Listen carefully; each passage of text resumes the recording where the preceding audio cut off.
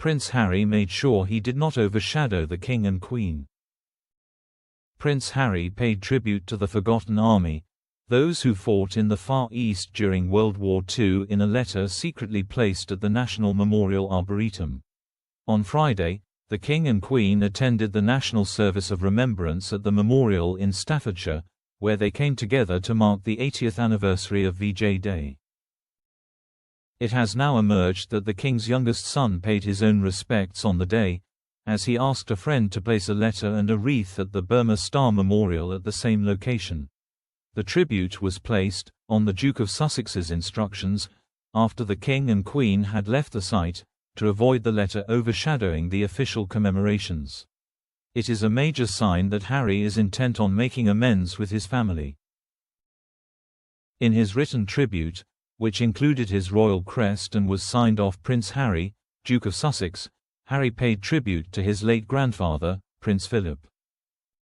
Prince Harry, who served in the British Army for 10 years, said, "For me, this anniversary carries an added layer of meaning.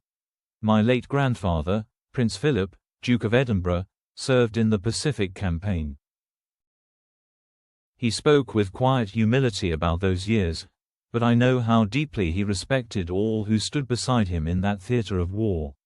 Today, as I think of him, I think also of each of you, of the shared hardships, the bonds forged, and the legacy you leave. He concluded, "I am humbled by your example, proud of your service and dedication, and profoundly grateful for what you endured. Your story is part of our shared heritage, and it must never be forgotten. With the deepest respect, thank you." The revelation by GB News comes after the King and Queen were moved to tears by the powerful first-hand testimony of VJ veterans as they spoke at a service of remembrance on Friday afternoon, marking 80 years since the end of World War II. The sun shone down on the incredibly moving ceremony, which paid tribute to those who fought and died during the war in the Far Eastern Pacific. It included 2 flypasts, a 2-minute silence, musical interludes and testimony from survivors of the so-called Forgotten War.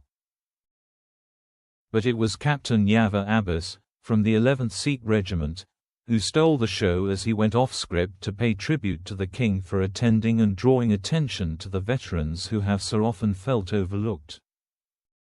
He paused to salute the King and Queen and thanked them for honoring the Forgotten Army. "Apologies for briefly going off the script to salute my brave King," Mr. Abbas said, "who is here with his beloved Queen, in spite of the fact that he is undergoing treatment for cancer." The veteran continued, "I salute him for attending this occasion.